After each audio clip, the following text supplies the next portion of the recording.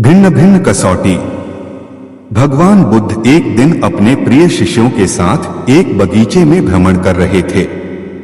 तभी उन्हें एक कथा का स्मरण हो आया और वे अपने शिष्यों को कथा सुनाने लगे। एक माली और एक सुनार में दोस्ती थी।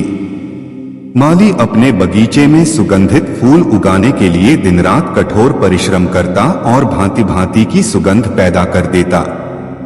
उसे अपने उद्यान पर गर्व था।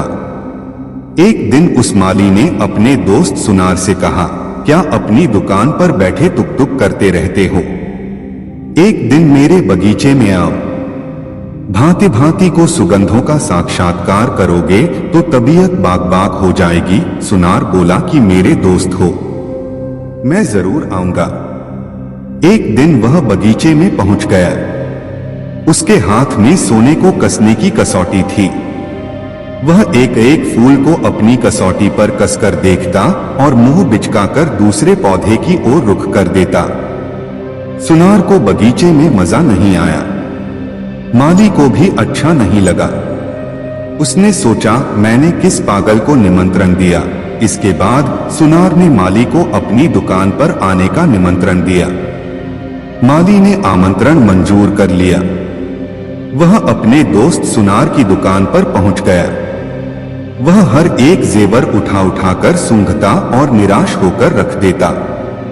संभवतः वह सोने में भी सुगंध खोज रहा होगा।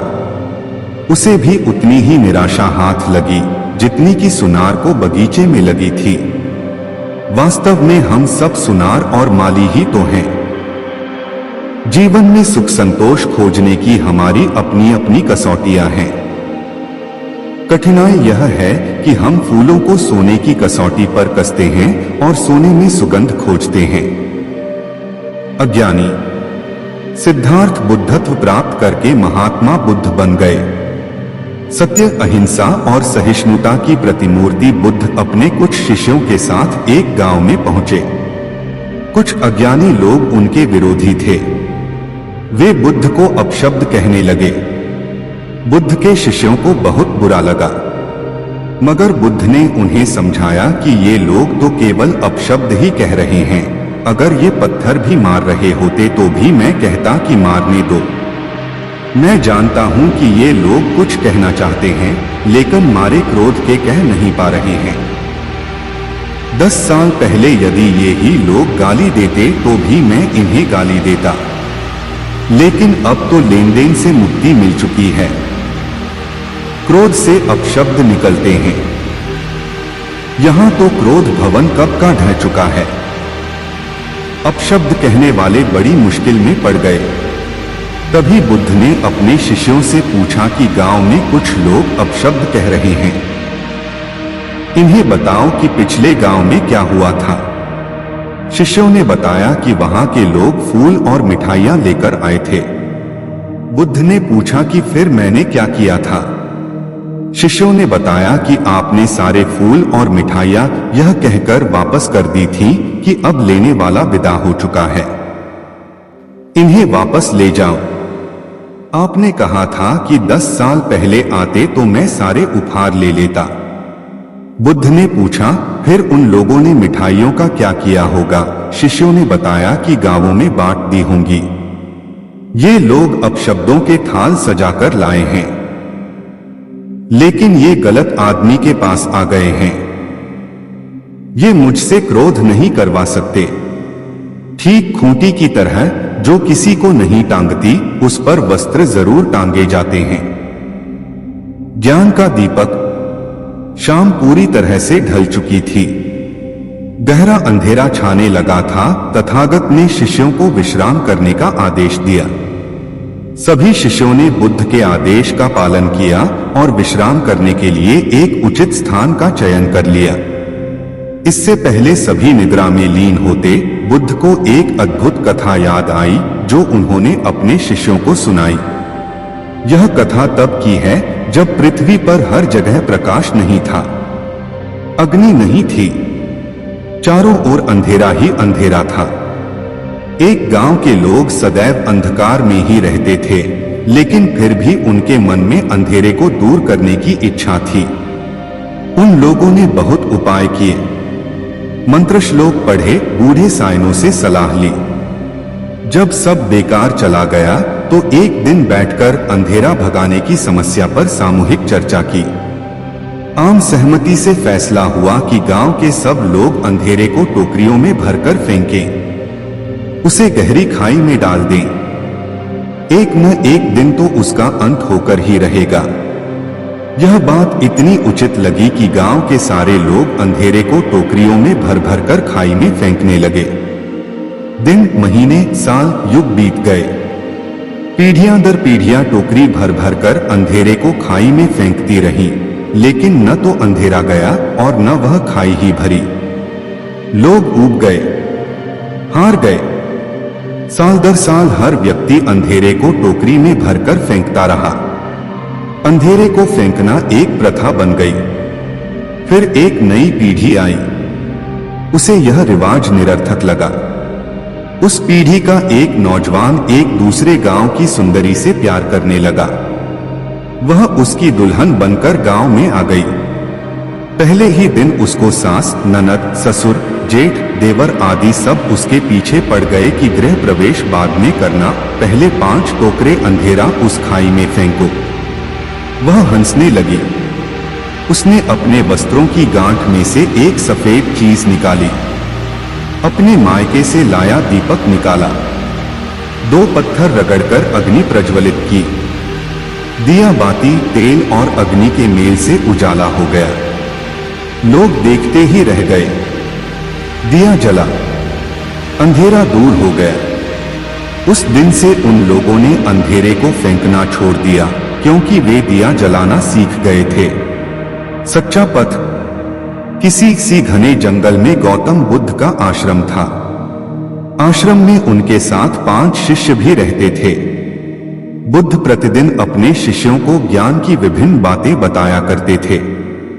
ज्ञान की बातें सुनकर शिष्यों को यह अभिमान हो गया कि वे भी किसी महात्मा से कम नहीं हैं। शिष्य जब भी गांव या शहर में जाते तो कई दुष्ट लोग उन पर तरह तरह के ताने कसा करते और कई तरह से रिझाया व सताया भी करते। एक दिन शिष्यों ने बुद्ध से कहा, भंते, हम लोग जब भी गांव या शहर में जाते हैं तो दुष्ट लोग हमें क्यों सताते हैं?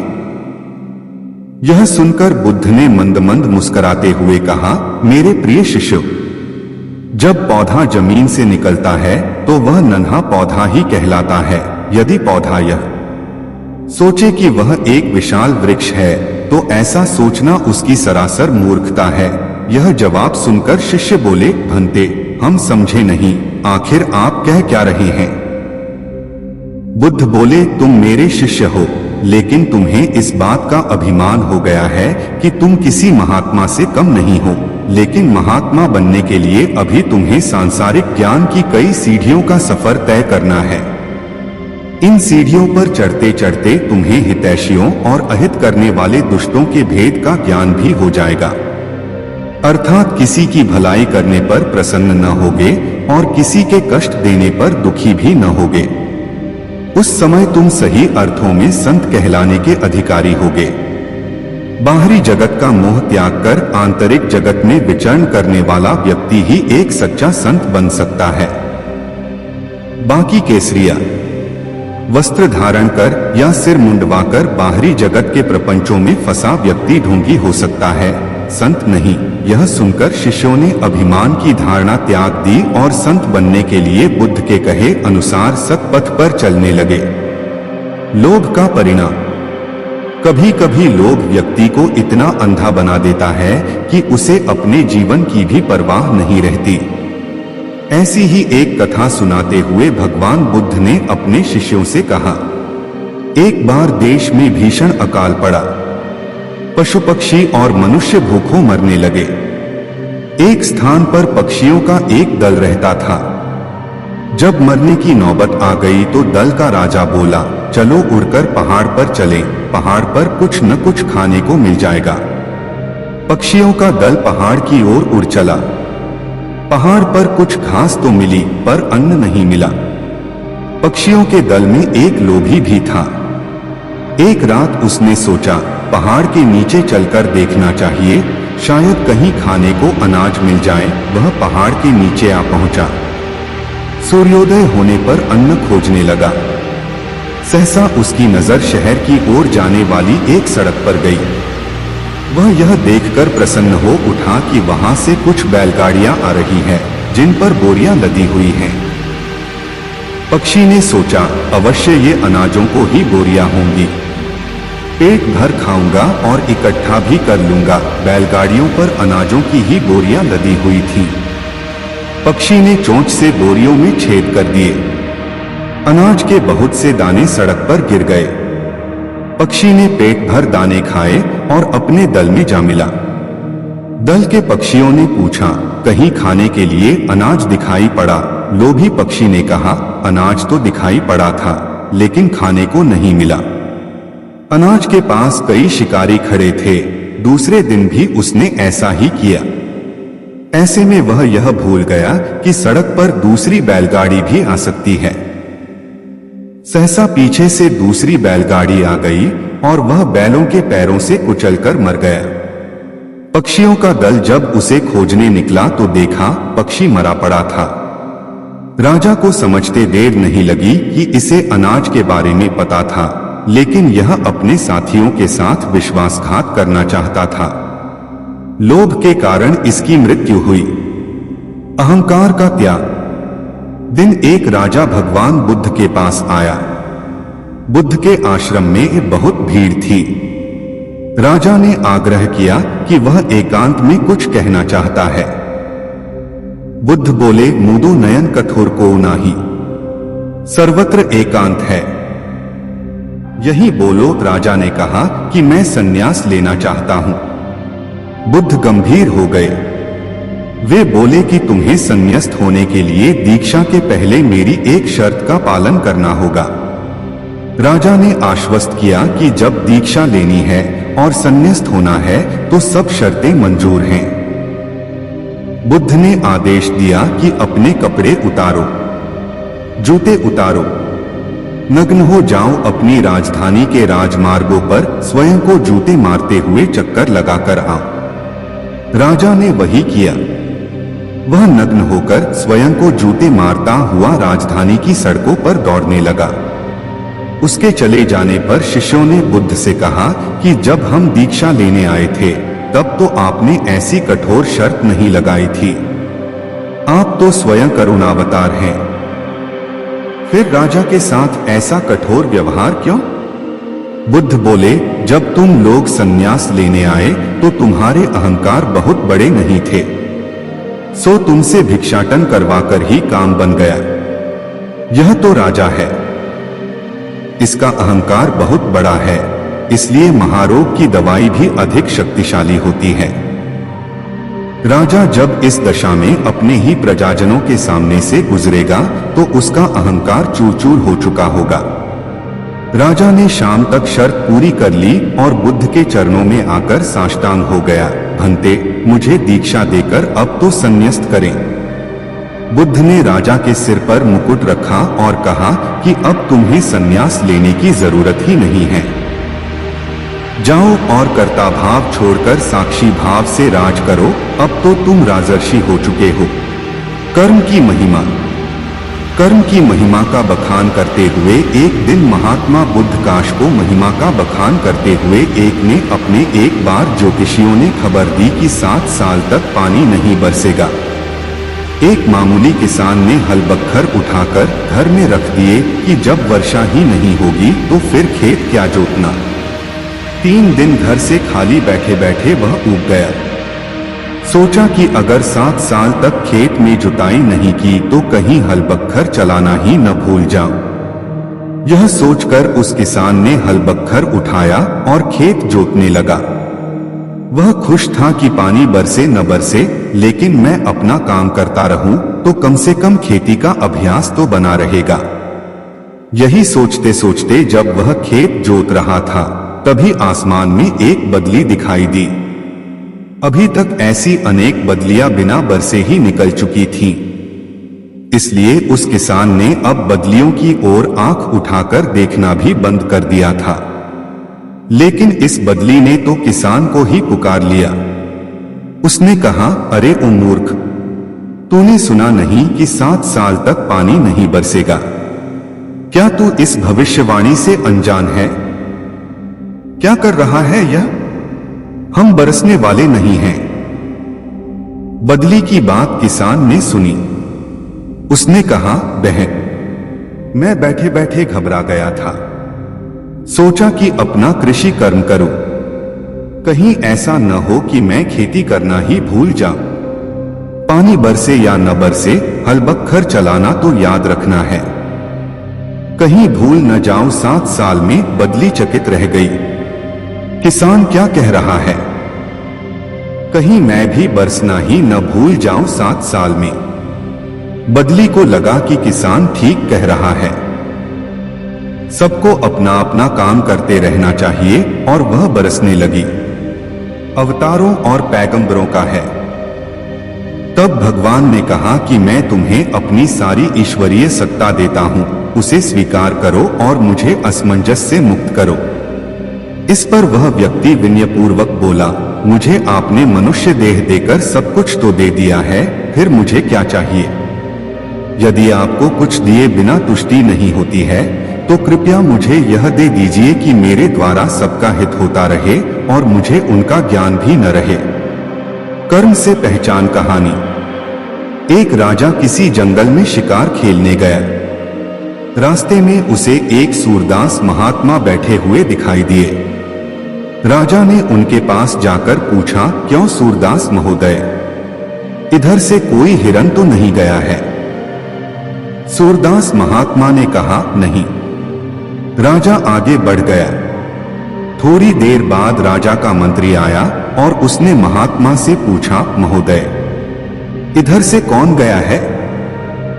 सूरदास महात्मा बोले, राजा साहब गए हैं।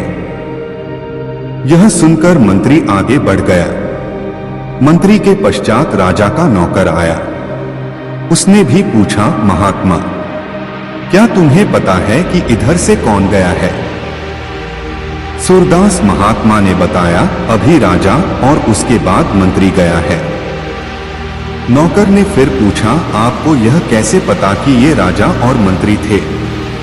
सूरदास महात्मा ने बताया, उनकी बोलचाल से। नौकर ने जब यह बात राजा को बताई तो वह बहुत प्रसन्न हुआ और सूरदास महात्मा को अपने यहाँ बुलवा लिया। राजा की ओर से महात्मा के लिए दाल, सब्जी और प्रबंध किया गया। दरबार में एक मोती विक्रेता मोती बेचने आया। राजा ने मोतियों को सूरदास महात्मा को दिखलाया। महात्मा ने एक मोती लेकर कहा, यह मोती ठीक नहीं है, इसमें रेत भरी है।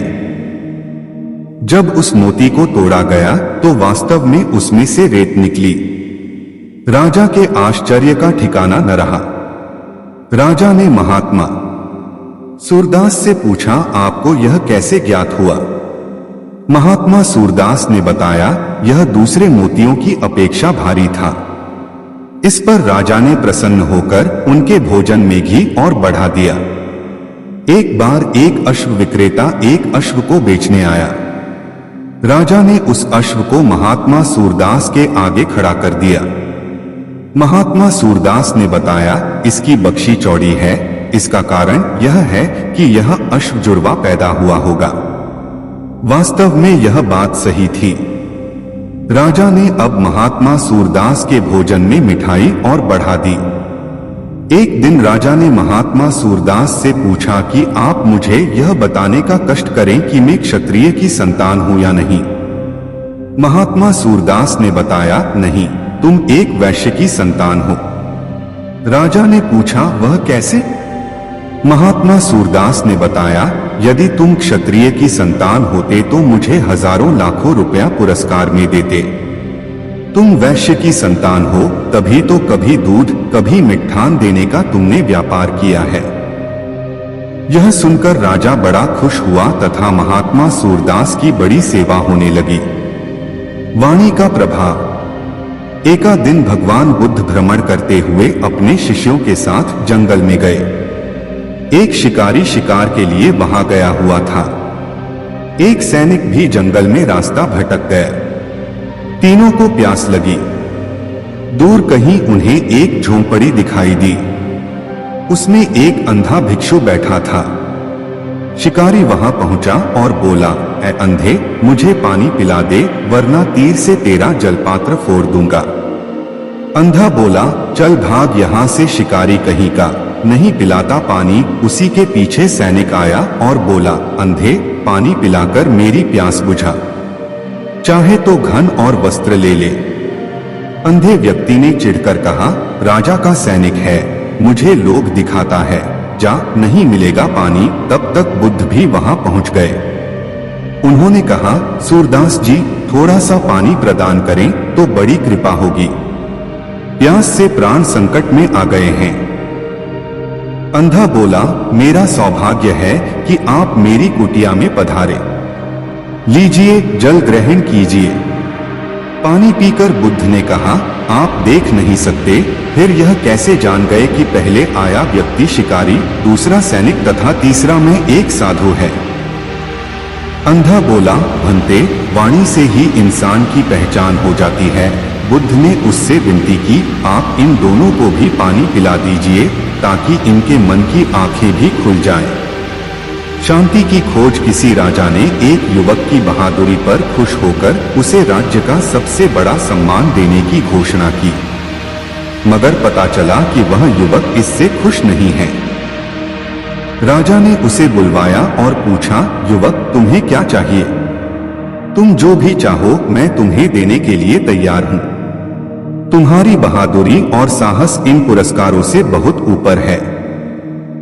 इस पर उस युवक ने जवाब दिया, महाराज, क्षमा करें, मुझे मान सम्मान, पैसा और पद नहीं चाहिए, मैं तो सिर्फ मन की शांति चाहता हूं। राजा ने सुना तो वह बहुत मुश्किल में पड़ गया। उसने कहा, तुम बड़ी अजीब चीज मांग रहे हो, जो चीज मेरे पास ही नहीं है वह मैं तुम्हें कैसे दे सकता है।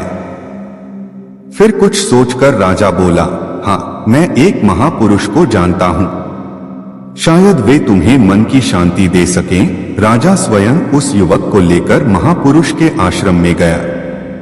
वे महापुरुष कोई और नहीं, स्वयं भगवान बुद्ध थे, जो अद्भुत रूप से शांत और प्रसन्न थे। राजा ने बुद्ध से प्रार्थना की कि वे युवक को मन की शांति प्रदान करें। राजा ने उन्हें यह भी सफाई दी कि युवक ने अपनी असाधारण बहादुरी के लिए यही पुरस्कार मांगा है, मगर मैं खुद ही शांत नहीं हूं, फिर भला उसे कैसे शांति दे सकता हूं? इसलिए इसे आपके पास लेकर आया हूं।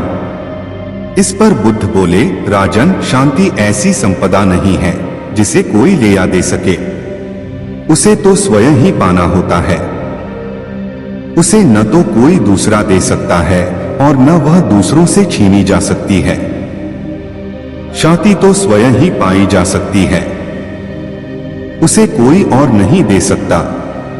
सत्य से दूर बार महात्मा बुद्ध ने अपने एक शिष्य पर प्रसन्न होकर उसे पारसमणि देने का वचन दिया। नियत स्थान पर बुलाकर बुद्ध ने शिष्य को उस स्थान पर खुदाई करने को कहा। खोदने पर वहां एक लोहे की डिब्बी मिली। बुद्ध ने शिष्य को बताया कि इसी में वह पारसमणि है जो किसी भी धातु से छूने पर उसे सोने में बदल देगी। शिष्य ने काफी अध्ययन किया था। उसने सोचा कि यदि डिब्बी में पारस पत्थर होता तो कम से कम यह लोहे की डिब्बी तो सोने की बन ही गई होती। इसलिए बुद्ध के विदा होते ही उसने वह डिब्बी बेकार जानकर फेंक दी। जमीन पर गिरने से डिब्बी खुल गई और उसमें रखा हुआ पत्थर छिटककर कहीं खो गया। लेकिन छिटकते समय उसका स्पर्श डिब्बी की बाहरी सतह से हो गया, सो डिब्बी सोने की हो गई।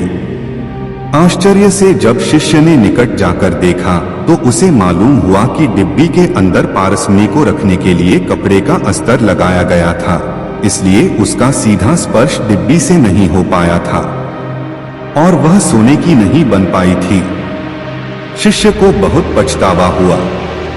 हम सब ज्ञान को, सत्य को पाने का साधन समझते हैं, लेकिन कई बार अपने तर्क ज्ञान के कारण ही हम सत्य से दूर हो जाते हैं। शिष्य अपने अधिक ज्ञान के कारण ही सत्य पारसमणि से वंचित रह गया। मोक्ष का मार्ग। एक दिन दोपहर के समय राजकुमार सिद्धार्थ वन में तपस्या कर रहे थे। उसी वन में एक गडरिया भेड़बकरियों को मारता पीटता वहां से गुजर रहा था। भेड़ों की दशा देखकर सिद्धार्थ ने गडरिये से पूछा, भाई तुम इन मूक प्राणियों को बुरी तरह मारते हुए कहां ले जा रहे हो? गडरिया बोला, आज राजा बिंबसार के महल में एक बहुत बड़ा यज्ञ हो रहा है, वहां इन सबकी बलि दी जानी है। मुझे वहां ठीक समय पर पहुंचना है, इसलिए मैं इन्हें लेकर राजा के महल जा रहा हूं। इतना कहकर गडरिया फिर भेड़ों को पीटता हुआ आगे बढ़ गया। सिद्धार्थ भी उसके पीछे पीछे राजा के महल पहुंच गए। जैसे ही बधिक ने बलि देने के लिए तलवार उठाई, दूर से आवाज आई, ठहरो, हिंसा मत करो। सब लोग साधु वेशधारी सिद्धार्थ को आश्चर्य से देखने लगे। सिद्धार्थ राजा के पास आकर बोले, राजन, यह कैसा यज्ञ है जिसमें मूक पशुओं का वध किया जा रहा है? इस यज्ञ के देवता कैसे हैं जो निर्दोष जानवरों के खून से ही प्रसन्न होते हैं? खून पीकर न तो देवता प्रसन्न होते हैं और न ही मनुष्य को मोक्ष मिलता है, उल्टा वह पाप का भागीदार बन जाता है। दीन दुखियों की निस्वार्थ सेवा, अहिंसा तथा धर्म हो मनुष्य के मोक्ष का द्वार है। सिद्धार्थ की बात का राजा पर गहरा प्रभाव पड़ा। उसने तुरंत सभी भेड़बकरियों को स्वतंत्र करा दिया। धर्म का उजाला। बुद्ध ने अपनी कुटिया नगर से दूर वीराने महत्या बुद्ध ने अपनी कुटिया नहर से दूर दोराने में बना रखी थी। वहीं अपनी कठिनाइयां लेकर आते थे और उनसे समाधान पाकर संतुष्ट भाव से वापस जाते थे। बुद्ध की ख्याति सुनकर एक दिन नगर का एक सेठ भी उनके पास आया। उसके पास काफी धन था, तिजोरियों में खजाना भरा पड़ा था।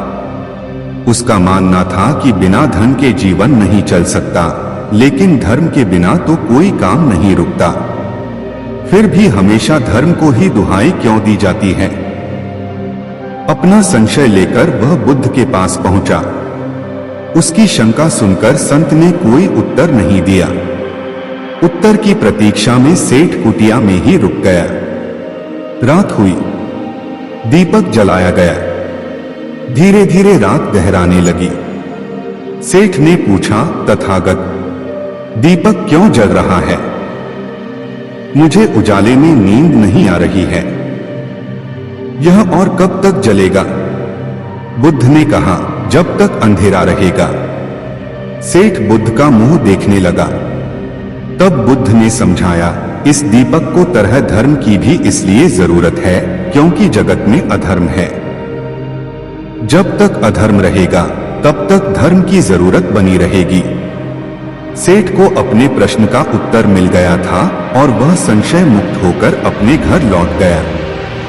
सत्य से दूर। एक बार महात्मा बुद्ध ने अपने एक शिष्य पर बुद्ध का चमत्कार। किसी नगर में एक दुकानदार था। उसकी कपड़े की दुकान थी।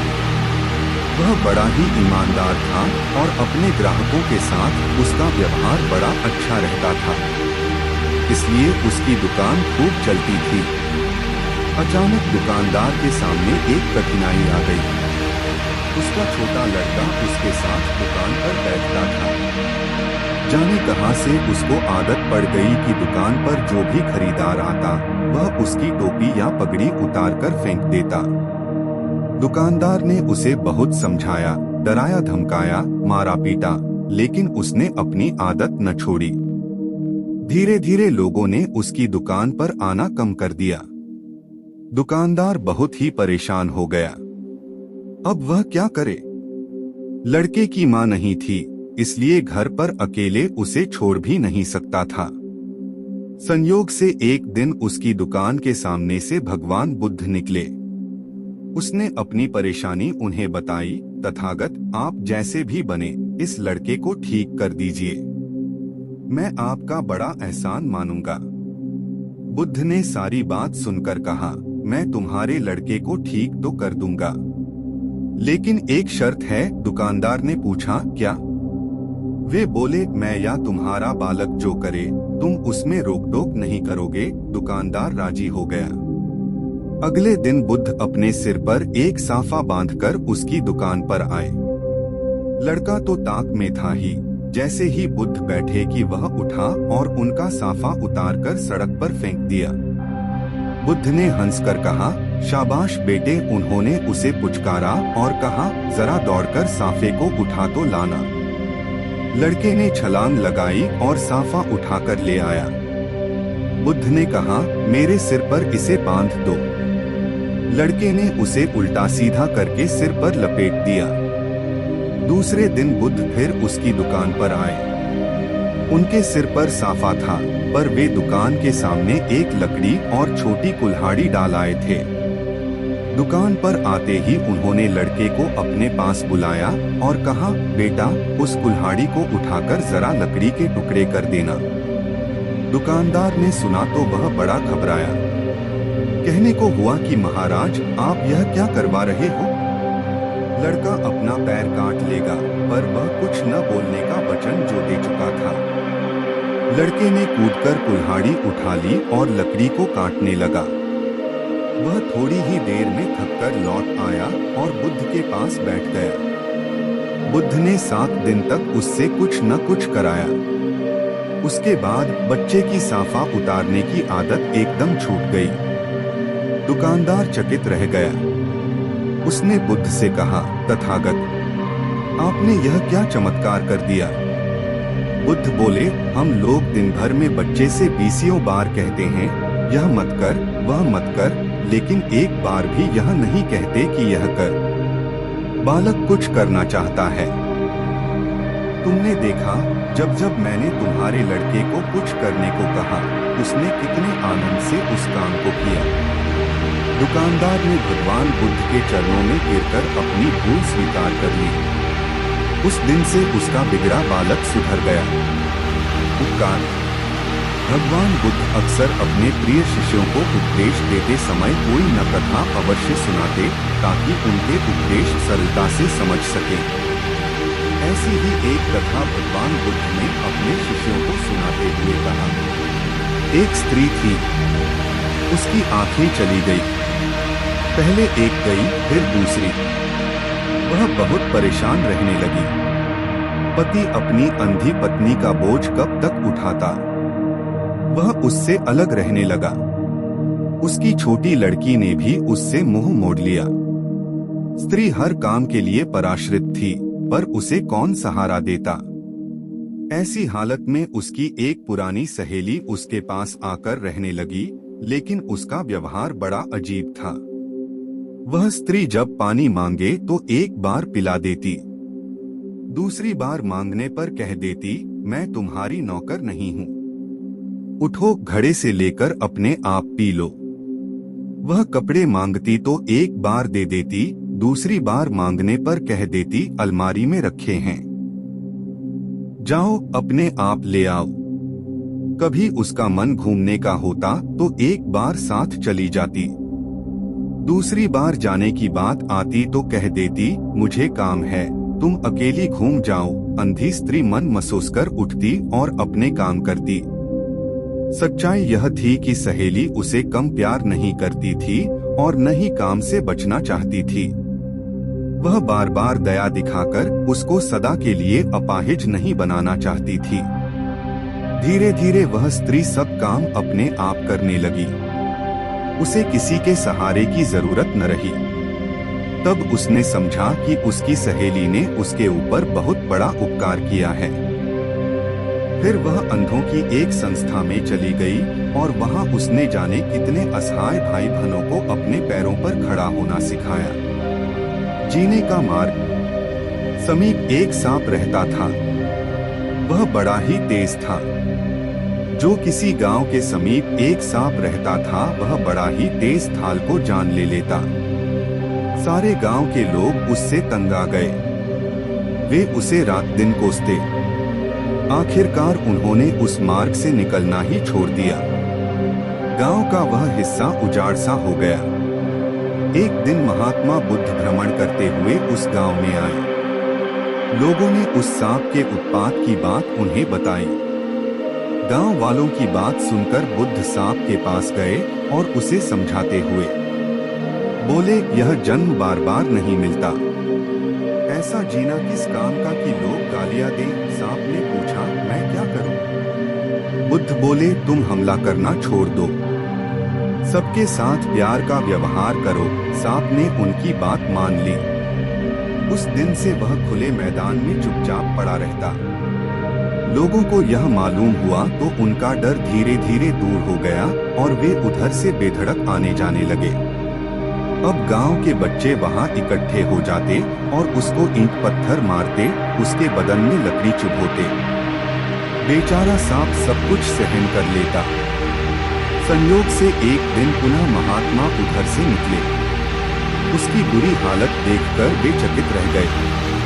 उन्होंने पूछा, अरे तुम्हें यह क्या हो गया? सांप ने सारा हाल कह सुनाया। सुनकर बुद्ध बोले, भाई, मैंने तुझे काटने से रोका था, लेकिन फुफकारने से तो मना नहीं किया।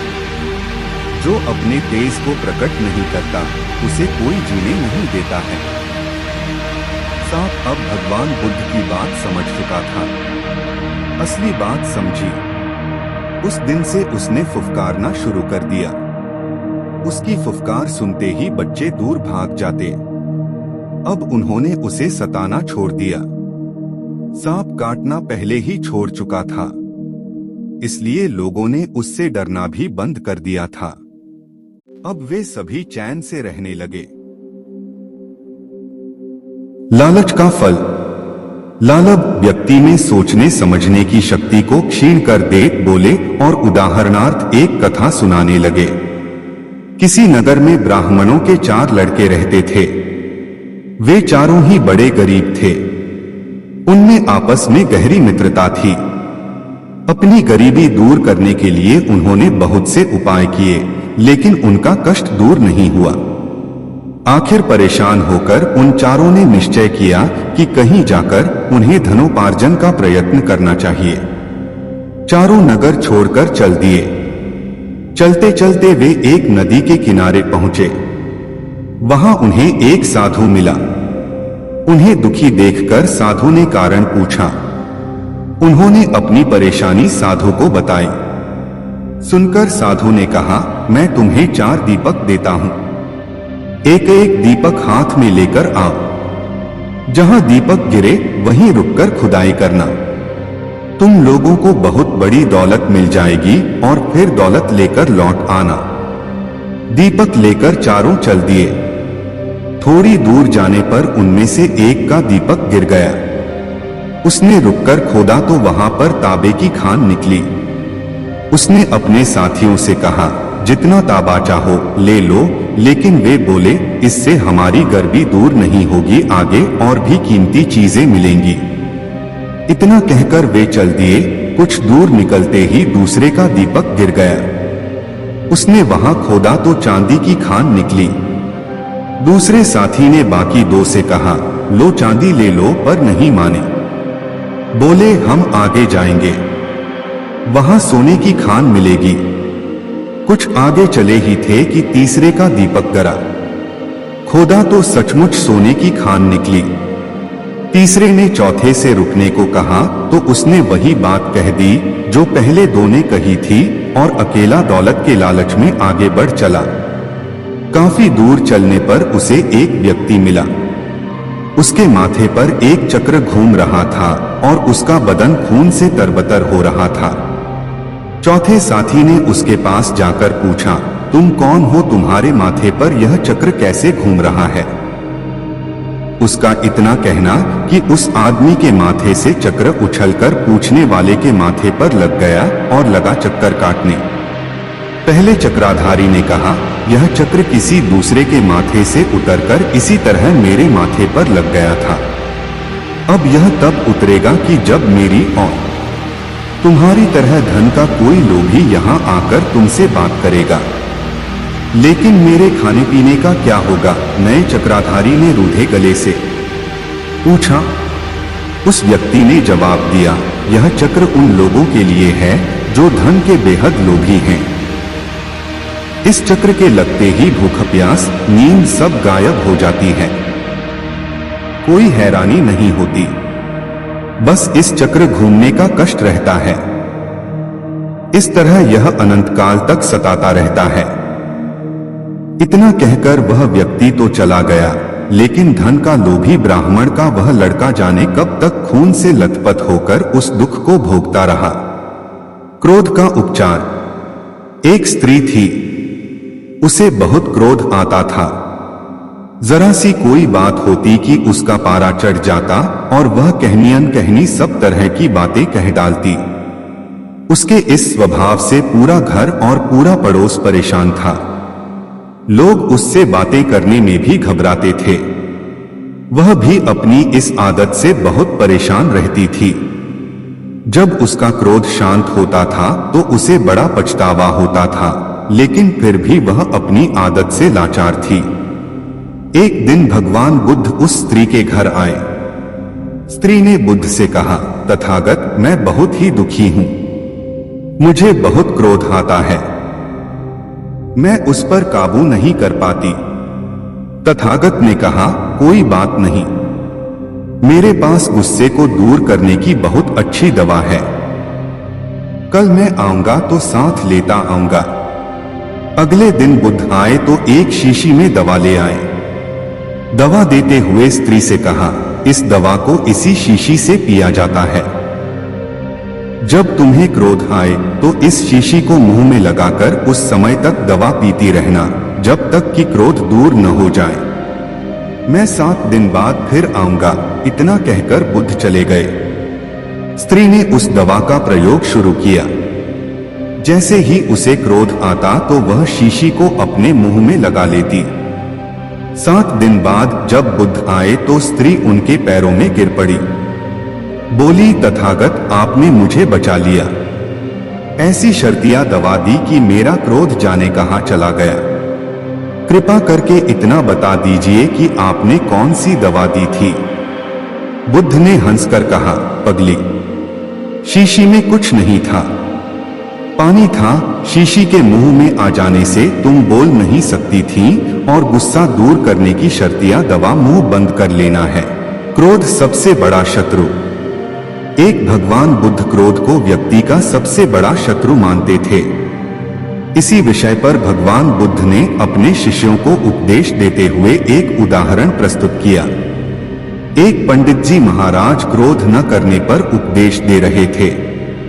कह रहे थे, क्रोध आदमी का सबसे बड़ा दुश्मन है, उससे आदमी की बुद्धि नष्ट हो जाती है। जिस आदमी में बुद्धि नहीं रहती वह पशु बन जाता है।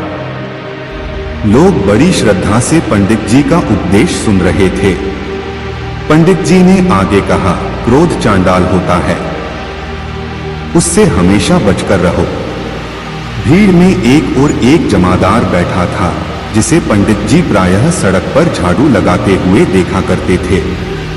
अपना उपदेश समाप्त करके जब पंडित जी जाने लगे तो जमादार भी हाथ जोड़कर खड़ा हो गया। लोगों की भक्ति भावना से फूले हुए पंडित भीड़ के बीच में से आगे बढ़ रहे थे। इतने में पीछे से भीड़ का रेला आया और पंडित जी गिरते गिरते बचे। इस धक्के में वे गए। फिर क्या था, उनका पारा चढ़ गया। बोले, दुष्ट, तू ये 69/167 मरा। मैं भोजन करने जा रहा था, तूने छूकर मुझे गंदा कर दिया। अब मुझ स्नान करना पड़ेगा। उन्होंने जमादार को जी भरकर गालियां दी। असल में उनको बड़े जोर की भूख लगी थी और वे जल्दी जल्दी यजमान के घर पहुंचना चाहते थे। पास हो में गंगा नदी थी। लाचार होकर पंडित जी उस ओर तेजी से लपके। तभी देखते हैं कि जमादार उनसे आगे आगे चला जा रहा है। पंडित जी ने कड़क कर पूछा, क्यों रे जमादार के बच्चे, तू कहां जा रहा है? जमादार ने जवाब दिया, नदी में नहाने। अभी आपने कहा था न कि क्रोध चांडाल होता है। मैं उस चांडाल को छू गया, इसलिए मुझे नहाना पड़ेगा। पंडित जी को जैसे काठ मार गया। वे आगे एक भी शब्द न कह सके और जमादार का मुंह ताकते रह गए। भगवान बुद्ध की कथा सुनकर शिष्य अपनी हंसी न रोक सके और सभी खिलखिलाकर हंस दिए। बुराई की जड़। किसी सी नगर में एक व्यक्ति रहता था। उसके आंगन में एक पौधा उग आया।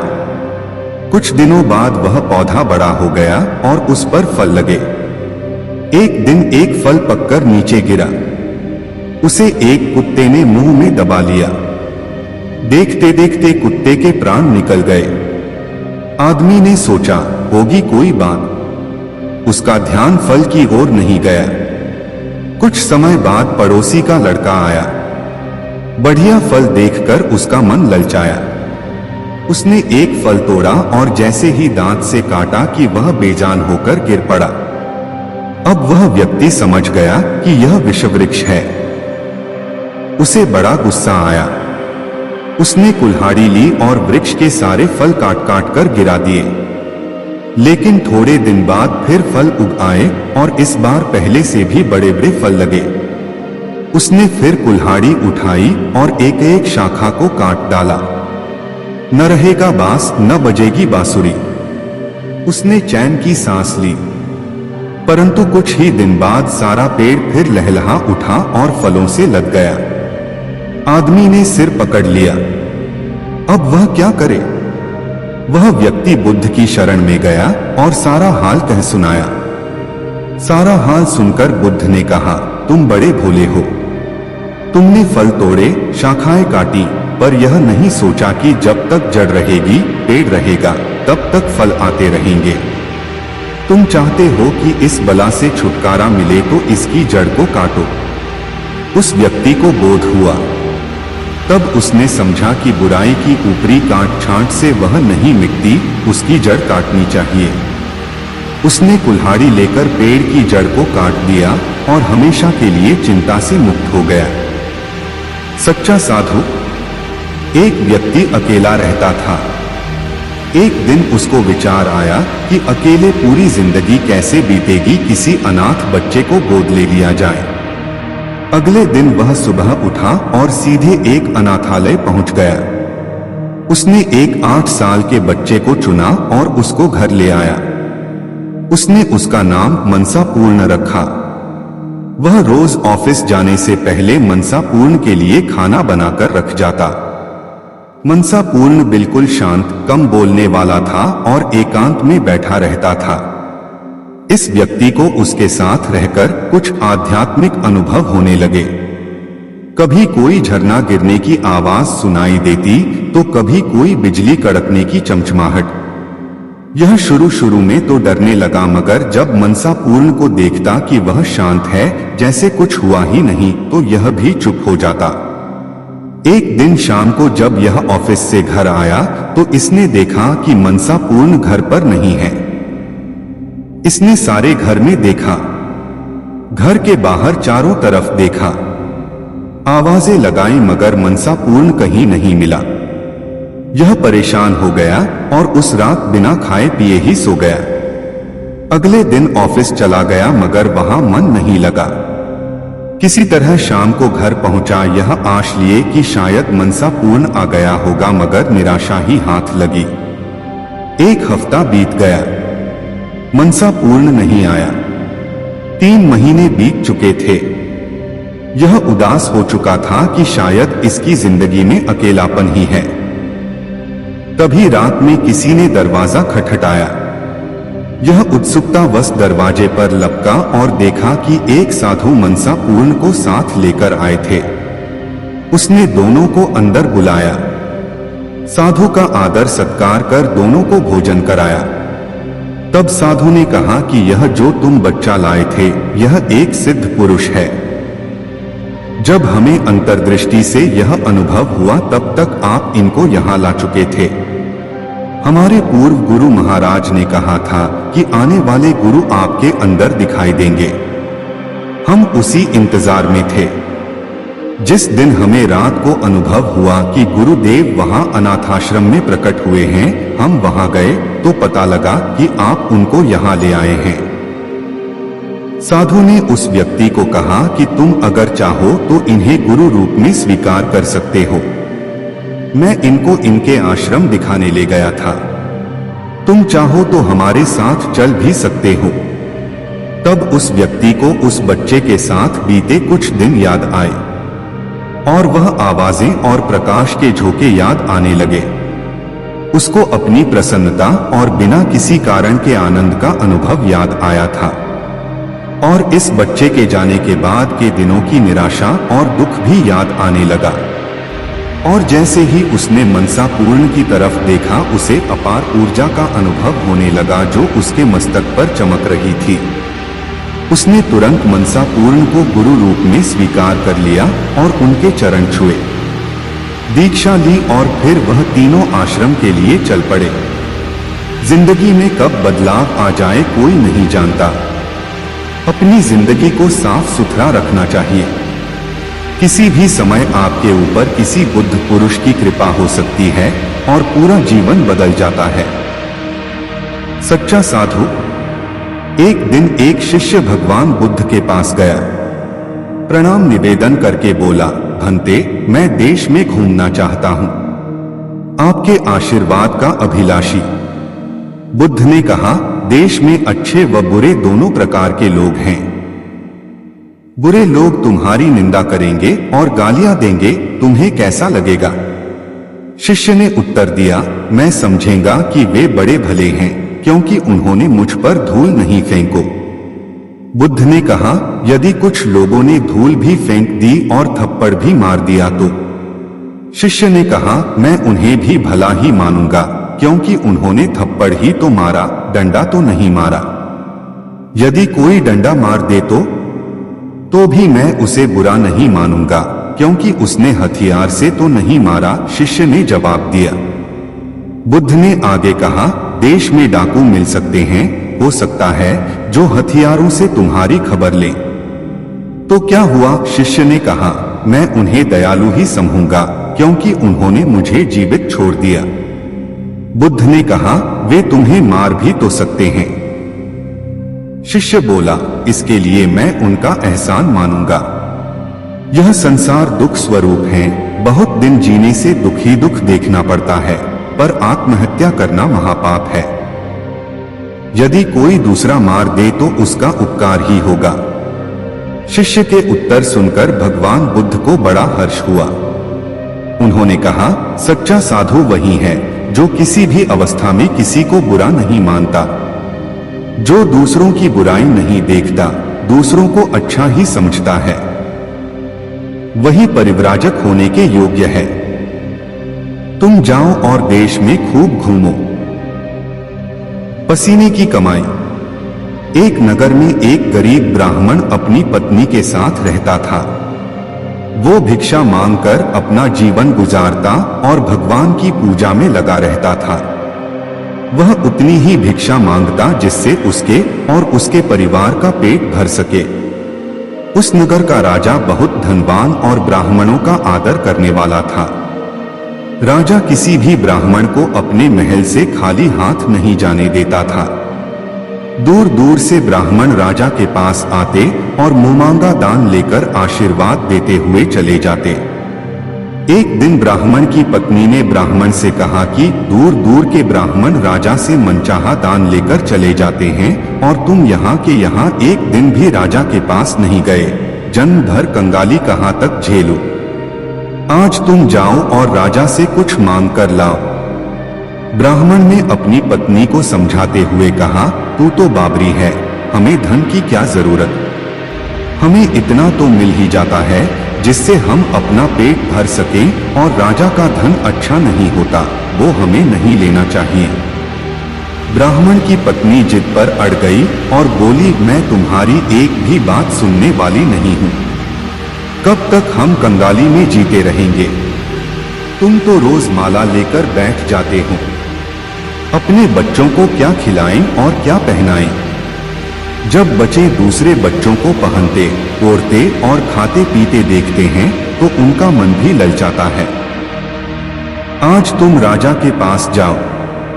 राजा बहुत भला व्यक्ति है, वो हमें जरूर मुंह मांगा दान देगा। मजबूर होकर ब्राह्मण राजा के महल की ओर चल दिया, पर राजा उस समय महल में नहीं था। ब्राह्मण को वापस लौटना पड़ा। दूसरे दिन ब्राह्मण की पत्नी ने ब्राह्मण को फिर से महल भेजा, परंतु राजा फिर से महल में नहीं मिला।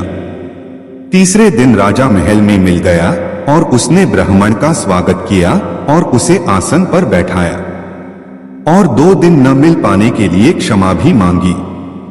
राजा ने कहा, मैं आपकी क्या सेवा कर सकता हूं? ब्राह्मण ने कहा, जो मैं मांगू वो आप दे सकेंगे। राजा ने कहा, हाँ हाँ कहिए, मैं आपकी क्या सेवा कर सकता हूँ? ब्राह्मण ने निवेदन दिया, महाराज मैं कुछ और नहीं चाहता, बस आप मुझे अपनी पसीने की कमाई से 4 पैसे दान में दे दीजिए। ब्राह्मण की बात सुनकर राजा चौंक गया और सोचने लगा, खजाने में बहुत सारा धन पड़ा है, पर मेरी मेहनत की एक कौड़ी भी नहीं है। राजा ने ब्राह्मण से कहा, आप मुझे 1 दिन का समय दे, मैं कल आपको आपका मुंह मांगा दान दे दूंगा। ब्राह्मण को जब खाली हाथ देखा तो पत्नी बोली, क्या हुआ? राजा ने कुछ नहीं दिया। ब्राह्मण बोला, राजा ने कल देने के लिए कहा है। ब्राह्मण की पत्नी सोचने लगी, शायद इन्होंने बहुत सारा धन मांगा होगा और राजा को इसकी व्यवस्था करने में समय लग रहा होगा, इसीलिए कल बुलाया है। दूसरी ओर राजा ने अपने राजसी कपड़े बदलकर फटे पुराने कपड़े पहने और मजदूर जैसा भेष बना लिया। जब राजा की पत्नी ने देखा और कारण पूछा तो राजा ने सब कुछ बताया। रानी बोली, मैं भी आपके साथ चलूंगी। राजा के हाँ कहने पर रानी भी पुरानी साड़ी पहनकर आ गई। इस प्रकार राजा रानी मजदूरी की तलाश में शहर निकले।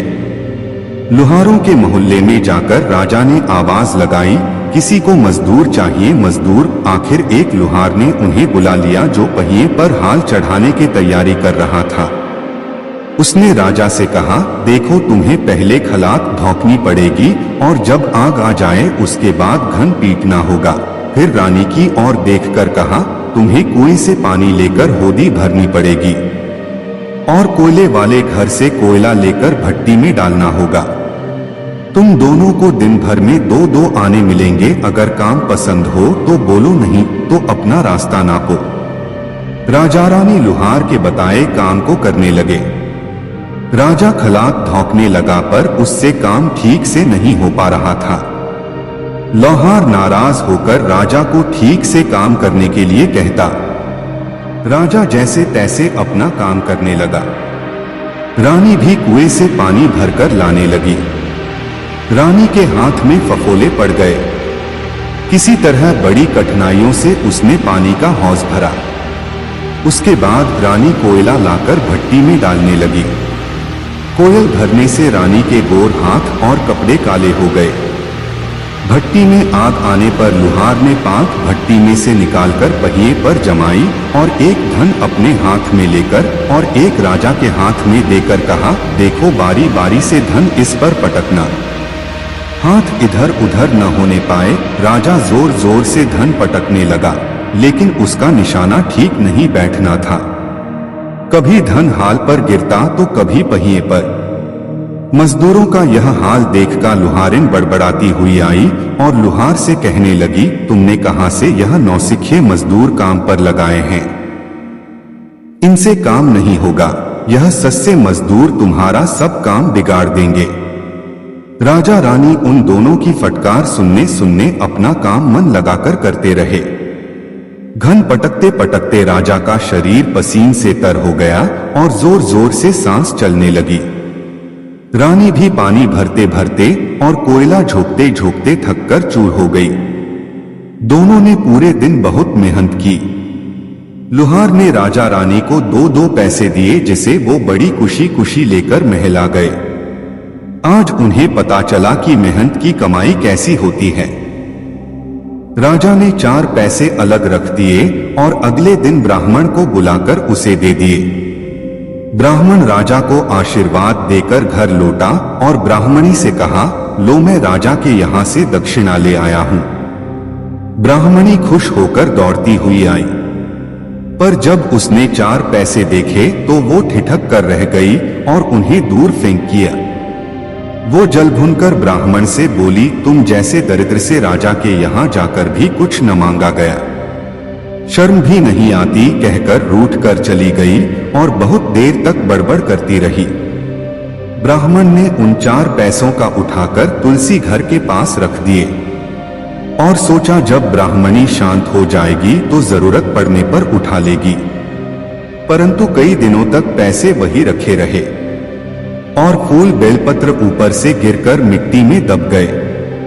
ब्राह्मण और ब्राह्मणी दोनों ही उन सिक्कों के बारे में भूल गए। कुछ दिनों बाद तुलसी घर में 4 पौधे उगे। चारों पौधे बहुत सुंदर थे। यह देख ब्राह्मणी रोज उनमें पानी डाल देती। 4 महीने बाद वो पौधे बड़े हो गए और उनमें फूल लगने लगे। फूल सूखने पर इनसे मोती झड़ने लगे। ब्राह्मण और ब्राह्मणी ने कभी मोती नहीं देखे थे, वो समझे कि कोई बीज है। हर रोज कई फूल झड़ते और बहुत मोती पूरे तुलसी घर में बिखर जाते। ब्राह्मणी उन मोतियों को समेट कर घर के एक कोने में डाल देती। इस तरह वहां मोतियों का ढेर लग गया। एक दिन एक सब्जी वाली आई।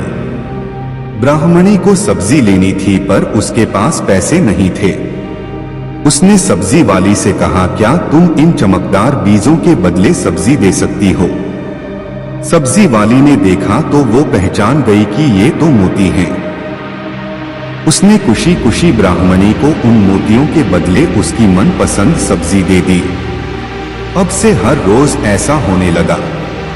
ब्राह्मणी और सब्जी वाली दोनों खुश थे।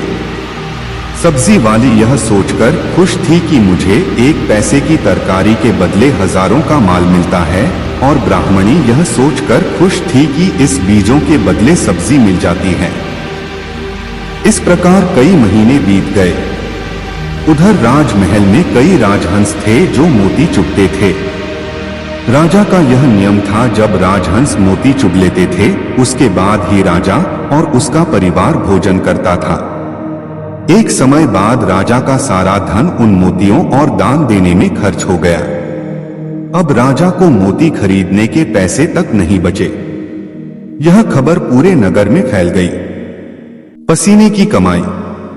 एक दिन बुद्ध भ्रमण करते हुए एक गांव में जा पहुंचे। उनका नाम सुनकर एक सेठ उनके पास आया। महात्मा बुद्ध के लिए तरह तरह के स्वादिष्ट भोजन का थाल लाया था।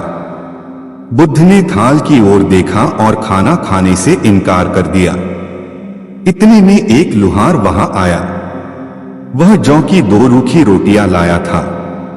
बुद्ध ने वे रोटियां ले लीं और बड़े आनंद के साथ खाने लगे। सेठ ने आश्चर्य से बुद्ध की ओर देखा। उसे बड़ा बुरा लगा। कहां वह, कहां लुहार, कहां उसका लाया भोजन और कहां लुहार की 2 मोटी मोटी रोटियां। जब बुद्ध भोजन कर रहे थे तो सेठ से न रहा गया। उसने कहा, महाराज, यह कहाँ का न्याय है कि मैं पहले खाना लाया और इतना बढ़िया लाया, पर आपने उसे लेने से इनकार कर दिया और इस लुहार की रूखी रोटियों को प्रेम से खा रहे हैं। बुद्ध थोड़ा रुके, फिर बोले, इस लुहार की कमाई अपनी मेहनत की कमाई है, पवित्र कमाई है, जबकि तेरी कमाई तेरे पसीने की नहीं है, उसे पवित्र नहीं कहा जा सकता। सेठ ने कहा, नहीं जी, ऐसा नहीं है। बुद्ध ने कहा, तो स्वयं ही देख लो। इतना सुनकर बुद्ध ने लुहार की लाई रोटी को एक हाथ में और सेठ के मालपुए को दूसरे हाथ के बीच रखकर निचोड़ा तो लुहार द्वारा लाई गई रोटी को निचोड़ने पर दूध की धार निकली और सेठ द्वारा लाए गए मालपुए को निचोड़ने पर रक्त निकला। सेठ को काटो तो खून नहीं। वह लज्जा से सिर झुकाकर अपना थाल लेकर चला गया। इसलिए कहा जाता है कि मेहनत की रोटी भी हराम के कई पकवानों से अच्छी होती है। एक एक पल एक एक युग के समान हो गया। वह चाहता था कि कैसे भी शाम हो जाए। शाम हुई और रात भी हो गई, लेकिन उसकी इच्छा पूरी नहीं हुई। मोहरे मिलना तो दूर, हाथ में आई मोहर भी चली गई। वह सिर धुनने लगा। तभी आकाशवाणी हुई, सेठ याद रख, त्याग फलता है, लोभ छलता है। कथा सुनकर शिष्य त्याग और लोभ का मर्म जान गए। मेहनती किसान। बहुत समय पहले की बात है। रामपुरी नगरी में एक गरीब किसान रमेश और अपनी पत्नी सुनीता के साथ रहता था। उसकी फसल पूरे गांव में सबसे अच्छी होती थी। वह फसल उगाने के साथ साथ सब्जियां भी बेचा करता था। दिन भर खेत में काम करता और शाम को सब्जियां बेचता। एक दिन वह सुबह सुबह उठता है और अपने पत्नी से कहता है, सुनीता, मैं खेत में काम करने जा रहा हूँ, तुम मेरे लिए खाना लाना। उसकी पत्नी कहती है, ठीक है। वह अपने खेत में काम करने के लिए चला जाता है। खेत में काम कर ही रहा था, तभी उसे दो आदमी अपनी मेड़ पर आते हुए दिखाई देते हैं। वह उस गांव के जमींदार थे।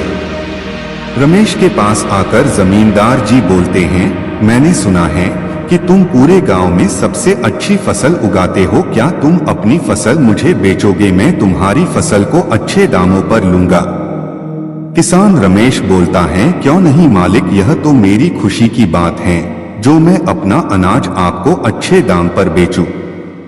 जमींदार जी बोलते हैं, ठीक है, फसल पक जाने पर हमारे कुछ आदमी आकर तुम्हारे फसल को काटकर तुम्हारे घर पहुंचा देंगे। रमेश कहता है, ठीक है मालिक। कुछ देर बीते ही थे कि उसकी पत्नी रमेश के पास खाना लेकर आती है। रमेश खुशी से बोलता है, अभी थोड़ी देर पहले जमींदार साहब आए थे, उनको हमारी फसल चाहिए, वह हमें अपनी फसल की अच्छी कीमत देंगे। यह सुनकर सुनीता बहुत खुश होती हैं। दोनों साथ काम कर घर चले जाते हैं। रमेश अपने खेत में कड़ी मेहनत कर अच्छी फसल उगाता है। उसकी फसल सोने जैसे चमक रही थी। यह देखकर वह बहुत खुश होता है, क्योंकि इस बार उसे फसल की अच्छे दाम मिलेंगे। फसल पककर तैयार हो जाती है। रमेश हंसिया लेकर अपने खेत में जा पहुंचता है फसल काटने के लिए। तभी वहां कुछ जमींदार के आदमी आते हैं। वह भी फसल कटाई करने में उसकी मदद करते हैं। कुछ समय बाद फसल की कटाई कर अनाज निकल जाता है और अनाज की बोरी बनाकर रमेश के घर पहुंचा दिया जाता है। जमींदार के आदमी रमेश से कहता है, मालिक के आदमी आएंगे कल, वो तुम्हारी अनाज को ले जाएंगे। रमेश और सुनीता रात का भोजन करके सो जाते हैं। उनके घर में उसी रात चोर आकर उनके सारे अनाज को चुरा ले जाते हैं। जब सुबह उन दोनों को चोरी का पता लगता है, वह दोनों बहुत उदास हो जाते हैं। वह यह सोचता है कि जब जमींदार का आदमी आएगा तो मैं उसे क्या जवाब दूंगा। थोड़ी देर बाद जमींदार का आदमी आता है और रमेश से कहता है, लाओ रमेश, अपना फसल दो। रमेश उदास मन से कहता है, मेरी अनाज चोरी हो गई। क्या तुम्हारी अनाज चोरी हो गई? तुम शीघ्र ही मलिक के पास चलो। रमेश कहता है, ठीक है। वह दोनों जमींदार के पास जाते हैं। जमींदार साहब, मेरी अनाज किसी ने रात को चोरी कर ली। जमींदार बोलता है, तुम अधिक पैसों के लालच में अपनी अनाज किसी और को तो नहीं बेच दी? रमेश कहता है, नहीं मालिक, मैं ऐसा करके इस गांव से कहां जाऊंगा। अगर मैं ऐसा करूंगा तो कभी ना कभी आपको यह बात अवश्य ही पता चलेगी। जमींदार कहते हैं, ठीक है रमेश, कोई बात नहीं, तुम मुझे अगली बार अपनी अनाज बेच देना। रमेश उदास मन से अपने घर वापस लौट जाता है। रमेश अब शाम को सब्जियां बेचने जाता। सब्जियां बेचकर वह अपने घर का खर्च चलता। रात का भोजन करते समय सुनीता बोलती हैं, सब्जियां बेचकर हमारा गुजारा नहीं हो सकता, हमें कोई और रास्ता सोचना होगा। रमेश आचार का टुकड़ा खाने के लिए उठाता है, तभी उसे एक उपाय सोचता है। वह सुनीता से कहता है, क्यों न मैं आचार बेचने का काम शुरू करूं और तुम आचार भी अच्छा बनाती हो।